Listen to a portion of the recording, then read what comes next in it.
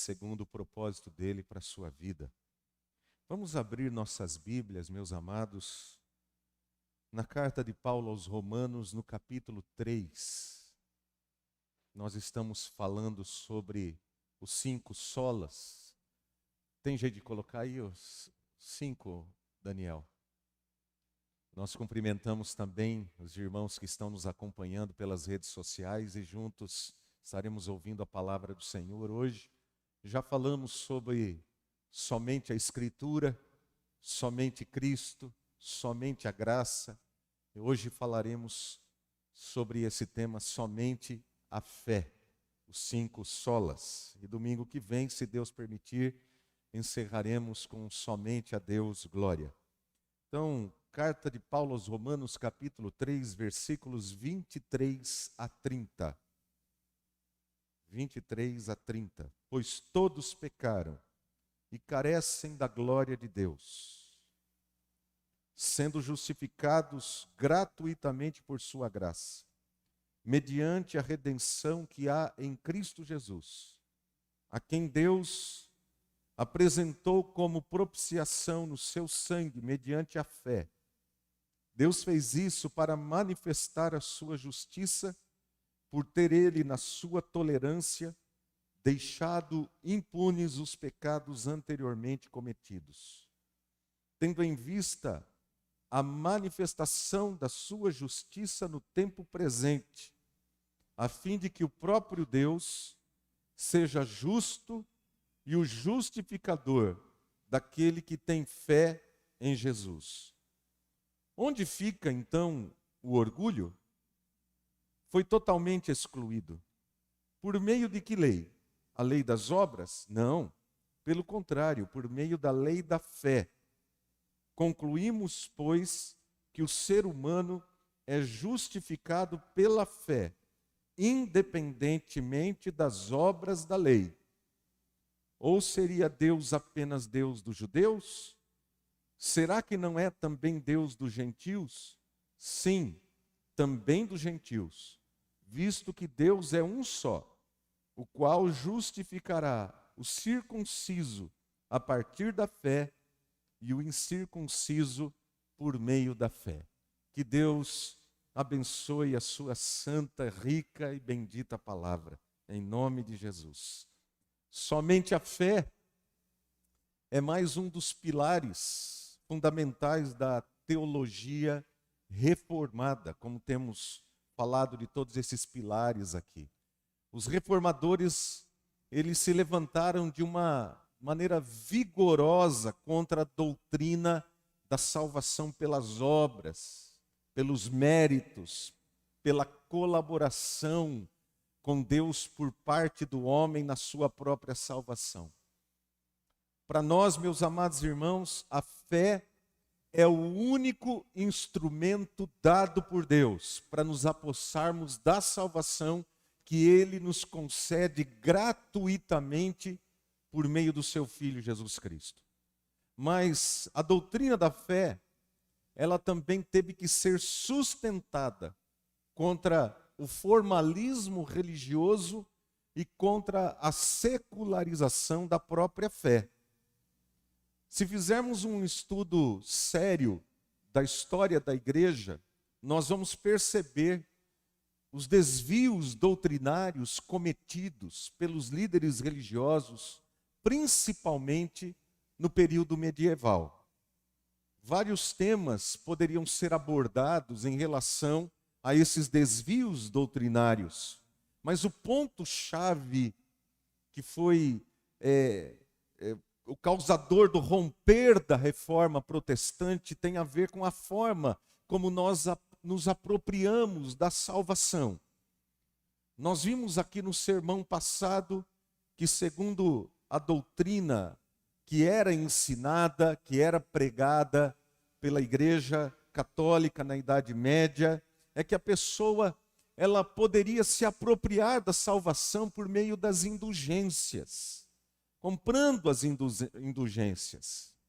Porém, além dessa doutrina, ela ser uma distorção e até mesmo uma afronta ao ensino bíblico, Os reformadores, eles sustentaram que a doutrina bíblica de salvação é que a salvação é somente pela graça, mediante a fé em nosso Senhor Jesus Cristo.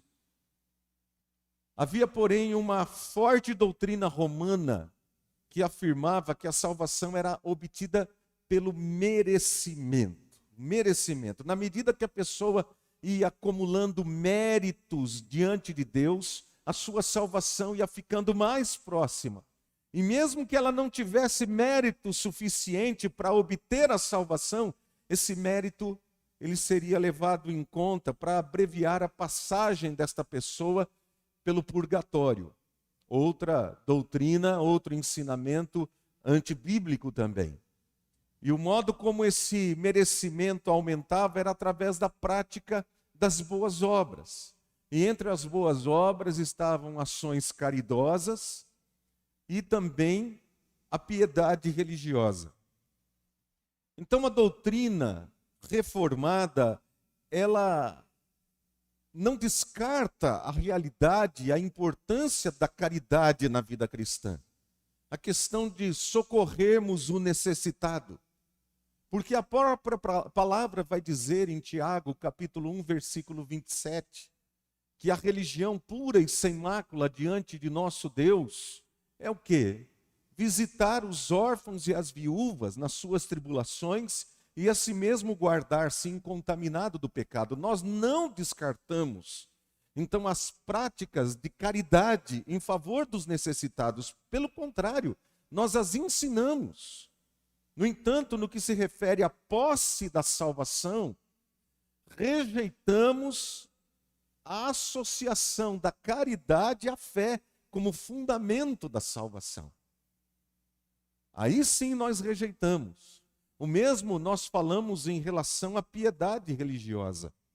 Por mais que nós entendamos a importância de buscarmos crescer em nossa vida com Deus, buscarmos uma vida de consagração, de santificação, que isso é fundamental para a vida cristã, nós não atribuímos nessa busca valor salvífico. Essa é a questão. Então, nós afirmamos que a salvação é pela graça, mediante a fé. Nenhum de nós tem méritos para que possamos barganhar com Deus. Então, eu pratico a caridade, eu busco a santidade, então eu posso, por causa disso, barganhar com Deus méritos para a minha própria salvação. Não, de jeito nenhum. Como nós dissemos anteriormente, o próprio texto que lemos aqui de Romanos, capítulo 3, todos pecaram. Todos são pecadores. Pelos nossos méritos, o que nós merecemos é a condenação eterna. É a única coisa que os nossos méritos podem conferir a nós. A Bíblia nos ensina de maneira clara que é pelo sacrifício realizado pelo nosso Senhor e Salvador Jesus Cristo na cruz, e somente por Ele, que Deus concede a salvação. E a fé na obra que Cristo realizou por nós é o braço estendido para tomar posse dessa salvação. Mas nós descobrimos pela palavra de Deus que tanto a graça para a salvação, quanto a fé para a salvação, são dons de Deus. São dons de Deus. A graça e a fé. Essas duas virtudes poderosas do Senhor em nosso favor são concedidas a nós. Concedidas, não adquiridas como um mérito por nós mesmos. O Catecismo Menor de Westminster foi escrito em 1647, na questão 86, define assim: fé em Jesus Cristo é uma graça salvadora pela qual o recebemos e confiamos só nele para a nossa salvação, como ele nos é oferecido no Evangelho. Somente Cristo, só Jesus. A fé bíblica, queridos, ela não é apenas um zelo religioso. E agora vem uma outra questão importante dentro de tudo isso. Para nós entendermos como a fé, ela não só se processa, mas como nós entendemos essa fé também. A fé bíblica, então, não é apenas um zelo religioso. A fé bíblica, ela nos leva a um estilo de vida, a viver em obediência e dependência de Deus e da sua palavra. A fé bíblica tem a ver com ter comunhão com Deus e zelar pela vida que Deus já nos deu gratuitamente. Zelar por isso. Nós podemos cair no erro de que basta colocarmos uma boa roupa, uma roupa chique no domingo, vir à igreja e fazer tudo certinho durante o culto, que está tudo ok entre nós e Deus. Cumprimos o nosso serviço religioso. Não, queridos. Viver pela fé é refletir a luz de Cristo neste mundo real. É dar testemunho fiel de que Jesus Cristo é o nosso Salvador, que Ele é o nosso Senhor. É demonstrar ao mundo a mudança que o Espírito Santo realizou dentro de nós. Viver essa fé é demonstrar a diferença que Jesus Cristo faz em nossa vida. E aí sim, nós poderíamos ligar aquilo que Tiago vai dizer com tanta propriedade na sua carta, que a fé sem obras, ela é morta. Exatamente porque a fé, ela se evidencia que você realmente foi salvo através das obras que você pratica, como consequência direta da sua salvação pela fé. Aquele que crê tem a sua vida transformada. Aquele que crê anda de maneira digna da qual ele foi salvo, para a qual ele foi chamado. Há uma mudança, há uma consequência direta. Então essa fé, ela se evidencia na mudança de vida. Atualmente, um dos maiores problemas que nós enfrentamos em relação à fé é o da secularização. Preste bastante atenção nessa questão. O que é a secularização? Esse é o nome que se dá à fé que é de tal modo influenciada pelos valores e posturas desse mundo que ela acaba ficando irreconhecível. É a mesma coisa da pessoa dizer que ela tem fé, mas você olha para ela e você não consegue enxergar nada dos valores, das verdades que a Bíblia Sagrada ensina. A secularização da fé se apresenta de duas formas distintas. A primeira, através do formalismo religioso, e a segunda, através do ateísmo cristão. Até uma coisa estranha, né? Parece assim, de fato é contraditória, mas infelizmente é uma realidade, ateísmo cristão. Nós podemos então afirmar, por exemplo, que no ateísmo, aliás, no formalismo religioso, todos os aspectos externos da religião são preservados. Mas o conteúdo, a essência espiritual, ela é esvaziada. Você tem ali a caixa toda religiosa, toda ela bem, o pacote todo bem, né, embrulhado, tudo mais, mas quando você abre o pacote, não tem absolutamente nada dentro. Não tem nada dentro desse coração. A pessoa, ela continua vindo à igreja, ela continua tendo amigos religiosos, mas o seu coração está longe de Deus. Coração longe de Deus. E Deus condena esse tipo de fé, desse formalismo religioso. Se você abrir sua Bíblia lá em Isaías, no capítulo 1, nos versículos 11 e 12, você vai ver isso daí. Ali vai condenar, em negrito, não sei se na nossa tradução de agora tem, mas na tradução antiga, na revista atualizada, estava escrito assim: Deus condena o culto hipócrita. Onde a pessoa ela cumpre todo o formalismo religioso certinho. Todos os rituais que a religião mandam que ela cumpre, porém o coração está longe de Deus. Deus condena isso. É a mesma questão encontrada lá em Apocalipse, quando fala da igreja de Éfeso. Entre as 7 cartas, as 7 igrejas, tinha a carta à igreja de Éfeso. E qual era o problema da igreja de Éfeso?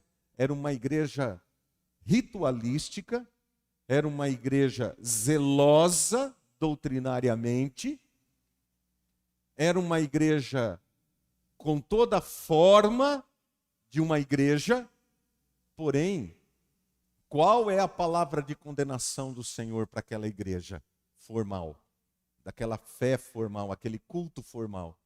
Que eles haviam abandonado o primeiro amor. Então, meus amados irmãos, esse tipo de fé não é fé que agrada a Deus. Não é fé que testemunha Jesus Cristo como Senhor e a transformação de vida que o Espírito Santo de Deus produz naquele que foi alcançado pela fé em Cristo. Outro aspecto, então, da secularização da fé é aquele que nós já afirmamos aqui, o ateísmo cristão. E agora vamos a ele. Se no formalismo os aspectos externos da fé ainda podem ser vistos, no ateísmo cristão, nem mesmo estes aspectos externos da fé podem ser vistos com facilidade. Não há mais frequência regular aos cultos, a pessoa ela para de vir, ela vem muito esporadicamente adorar a Deus, apenas visitas mesmo esporádicas, totalmente desprovidas de compromisso com Cristo e com o Evangelho de Cristo. Por isso nós lemos, inclusive, hoje Hebreus 10, 25, né? Não deixemos de congregar. Exatamente porque a pessoa ela vai esfriando, ela vai se distanciando. A hora que ela vê, ela já nem mais lembra direito do que ela crê, o que ela pensa. Eu tive um colega assim. Já contei a história dele aqui, ele foi meu parceiro de seminário, foi meu companheiro de quarto. Fizemos os 4 anos do seminário juntos. Morávamos juntos, 3º e 4º ano moramos juntos. Faltando mais ou menos uns 2, 3 meses para concluir o seminário, ele abandonou o seminário. Abandonou tudo. Abandonou a igreja. Ele estava noivo, abandonou a noiva. Não era apenas uma crise de identidade. Era uma crise de fé. Como a gente convivia junto, eu comecei a perceber no último ano algumas atitudes diferentes, alguns comportamentos que não estavam adequados. Eu ia deitar um pouco mais cedo, ele chegava mais tarde no quarto, não era costume. Nós morávamos ali. Ele chegava mais tarde, eu comecei a perceber que ele chegava mais tarde porque alguma coisa estava acontecendo de errado. E um dia eu já estava deitado, eu falei, hoje eu vou ficar acordado. Quando ele abriu a porta do quarto, eu senti de longe o cheiro de álcool. No seminário nós tínhamos uma nomenclatura que chamávamos uns aos outros. Quando a pessoa morava com você no mesmo quarto, a gente chamava de véia. Eu lembro quando ele entrou, falei, véia, o que é isso? Você está bebendo? Falou, não, só tomei. Eu falei, não é verdade. Você tem chegado sempre mais tarde, depois que eu fui dormir, para que eu não veja isso. Nós conversamos ali um pouco, mas Passou-se alguns meses, como eu disse aos irmãos, ele sumiu. Ninguém nem sabia dele. Tinha um outro colega de turma que era da mesma cidade dele, do mesmo presbitério, viajavam juntos. Se eu não me engano, inclusive eram da mesma igreja. Não sabia nada, ligava lá para a cidade dele, para o pastor, ninguém sabia nada. Anos depois ele volta para o seminário. Nós fomos lá fazer uma visita para ele. Mais ou menos uns 4 anos, talvez, eu não me lembro muito bem.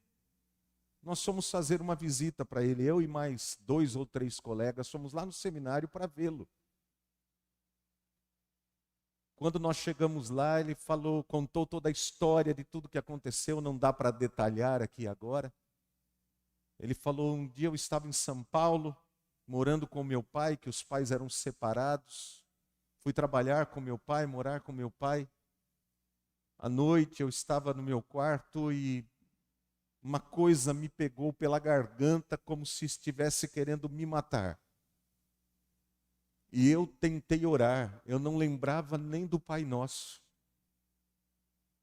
Tentei orar o Pai Nosso, nem o Pai Nosso eu conseguia trazer na minha memória de tão longe que eu estava.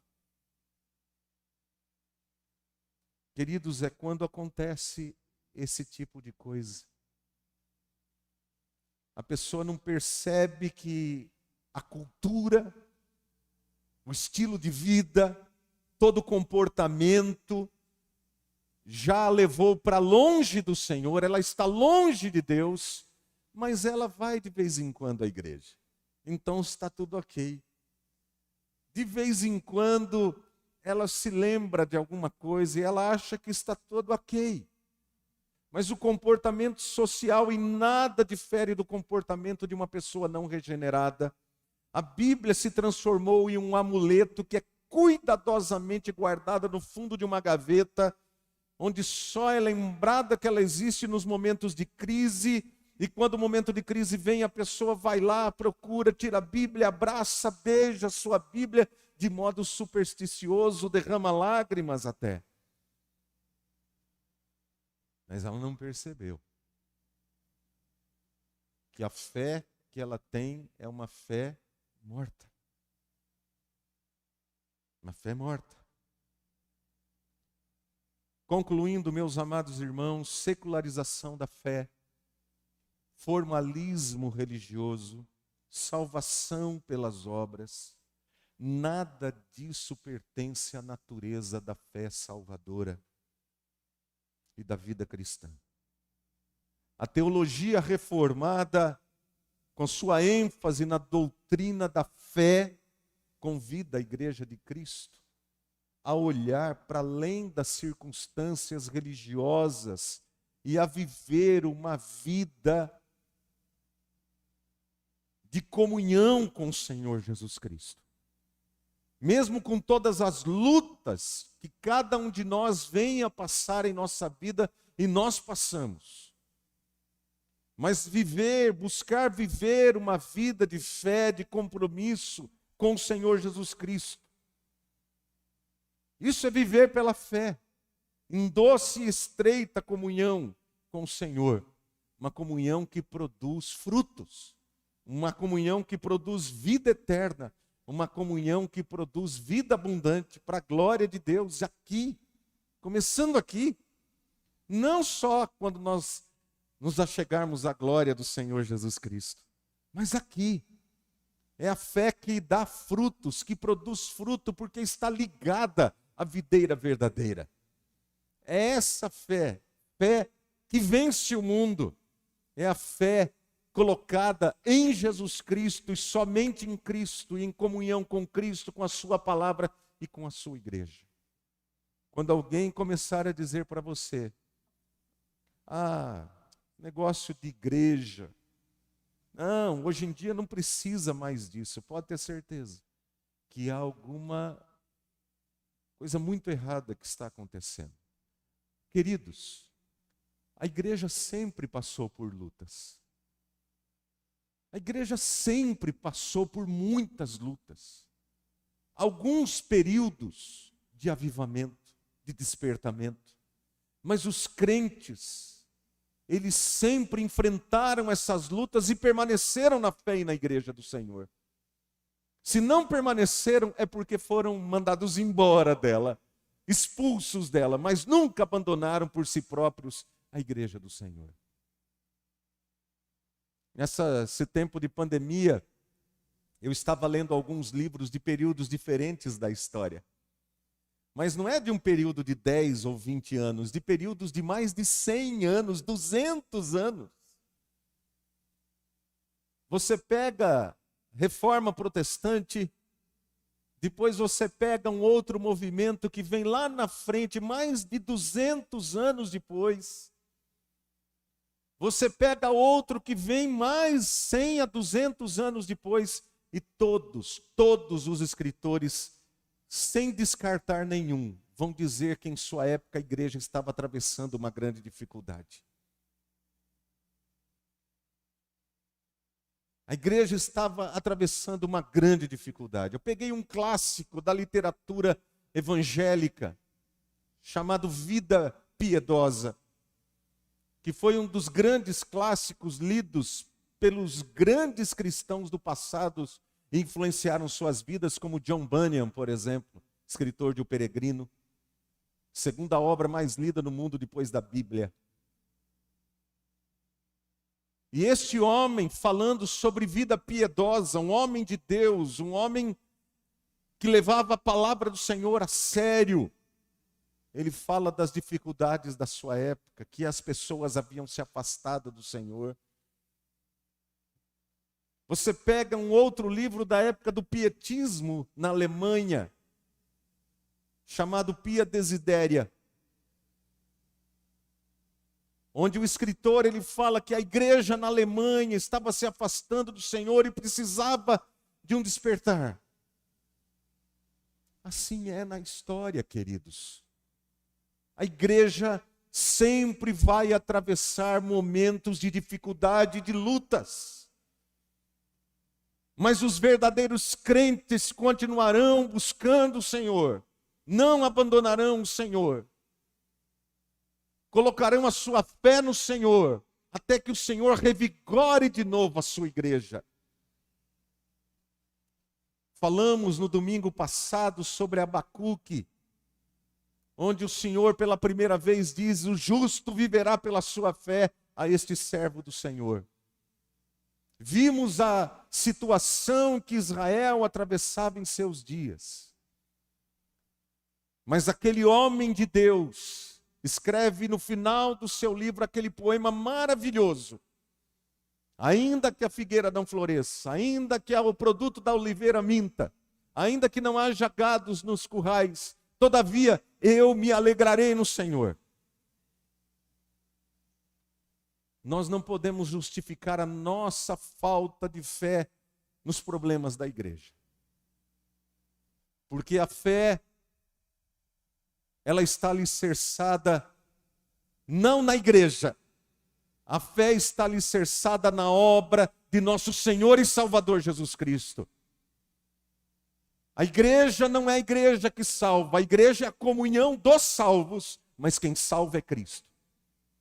Nós louvamos ao Senhor pela igreja, mas nosso compromisso com a igreja passa primeiro pelo compromisso com Cristo. Mas quando o compromisso com Cristo, ele é um compromisso que está virando uma água com açúcar, cada dia mais perdendo a sua vitalidade, você pode ter certeza que o primeiro lugar que você vai deixar vai ser a igreja. Mas quando você voltar para Cristo, o primeiro lugar que você vai buscar é a igreja. É a igreja. Porque o crente, ele ama Cristo e ele ama a igreja. Ele sabe que quando Cristo voltar, ele voltará para buscar a sua igreja. Porque a igreja é a noiva de Cristo. Não é o prédio, eu não estou falando do prédio nem da denominação. Mas eu estou falando disso, pessoas salvas pelo Senhor Jesus Cristo. que vem para adorar o Senhor apesar de todas as suas lutas, dificuldades, temores, apesar de todas as suas fraquezas, estamos aqui porque sabemos que Cristo nos ama e porque Ele nos tem sustentado. E não fazemos isso por um formalismo ritualístico.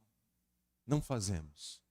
Fazemos com todo o nosso amor, para a glória e para a honra do Senhor, e pedindo ao Senhor que o Senhor faça crescer em nós esse amor e essa fé verdadeira e genuína, que só Jesus Cristo e a sua palavra podem nos dar. Que Deus nos abençoe em nome de Jesus. Vamos louvar o Senhor.